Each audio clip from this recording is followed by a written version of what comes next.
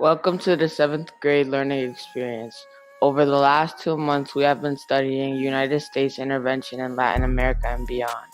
We read Julia Alvarez's novel Before We Were Free, a historical fictional account based on the story of Julia Alvarez's family, who were a part of the underground movement to remove Trujillo, the brutal dictator of the Dominican Republic, from power. As a class, we learned about the history of the Dominican Republic, what life was like under Trujillo's dictatorship, and courageous acts of resistance. This prepared us to study countries of our tours and write reports. We started our unit by becoming historical experts on important moments in the history of the Dominican Republic. We presented to the class in small groups and created a timeline of posters in our classroom. Dictators like Trujillo used many tactics like secret police and stripping people of their political rights to silence and stop dissenters from opposing them. Julia Alvarez teaches us in her author's note that there is a tradition in Latin American countries known as testimonio. It is the responsibility of those who survived the struggle for freedom to give testimony, to tell the story in order to keep alive the memory of those who died. We learned about many of these people and groups who demonstrated the courage to resist and whose lives Julia Alvarez gave testimony to, like the Mirabal sisters, also known as the Butterflies. The Mirabal sisters were brave and strong because they were courageous enough to attempt to get rid of Trujillo. The Mirabal sisters inspired Dominican people to rise up against Trujillo because they became known as the Butterflies, the symbol of freedom. Their legacy now inspires women around the world to stand up for their rights. After we finished reading Before We Were Free, we each chose countries we wanted to research in Latin America and beyond. Each of the countries we chose was affected by United States intervention or occupation during the Cold War and experienced life under the control of a dictator. Many of us chose to research countries that our families are from so that we could give testimony to their experience, including Guatemala, Honduras, Brazil, Mexico, El Salvador, China, Japan, and Sudan. In this project, we built a lot of skills. We learned how to tell if a source is valid or reliable. We worked hard to take apart complex texts with challenging language. Some of us even read college and graduate sources. We also deepened our learning from the report genre from 5th grade. All of our reports have a general statement, information organized into bundles or subtopics, a summarizing comment, infographics, glossary, and a works cited page. Here are a few pieces from our report. General statement. Guatemala is a country located in North America in the Northern Hemisphere.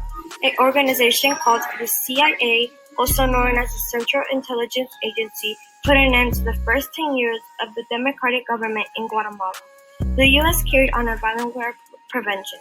The U.S. also supported some tactics of the repression of these indigenous people. This occurred because the U.S. wanted to end communism in Latin America. De la guerra. En el 1932, el gobierno de la derecha mata a 3,000 campesinos, la gente que trabajaba en el campo. La mayoría era indígena en cierto sentido del conflicto entre los de la izquierda y derecha nunca terminó durante las décadas del 1960 y 1970.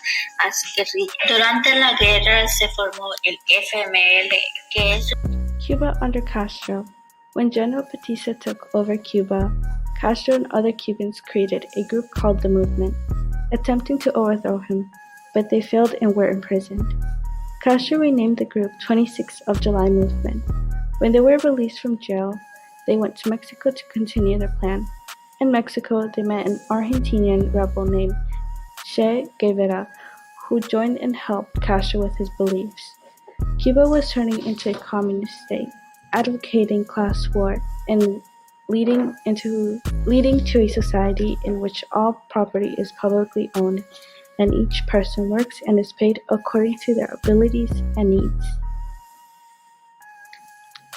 Yet Castro denied being a communist. Fidel Castro was against imperialism, a policy or ideology of extending the rule over people in other countries, for extending political and economic access, power, and control, often through employing hard power, especially military force, and created a communist party. The CIA wanted to assassinate Fidel but failed about 638 times. Castro had made some positive change but yet assassinated Cubans who tried fleeing the dictatorship. The U.S. was unjustified in interfering in Guatemala, as Robert White, a former U.S. ambassador to El Salvador, is quoted saying in a documentary, The Harvest of Empire. If you had to pick one date where the U.S. foreign policy towards Latin America went wrong, the day would be in 1954 in the place Guatemala. It was unfair that people not living in Guatemala chose their future. The UCO stole land from the Guatemalan people, and ultimately, the indigenous population was almost decimated by the Guatemalan military backed by the U.S. The United States of America intervened with Mexico numerous times. In 1876, Porfirio Diaz took power, and during that time span, there were a couple interventions and internal conflicts with the U.S. Later on in the 1960s, there was a dirty war, which was a conflict between Mexico and the armed forces, but the U.S. was still supporting the armed forces. The U.S. took many resources from certain countries such as Mexico, Honduras, El Salvador, and Guatemala. As Mariani Minetti said, knowing the truth about our past hopefully means that we will not repeat its mistakes. We hope that our testimony and reports inspire you to be more informed and help create a better future for U.S. foreign policy.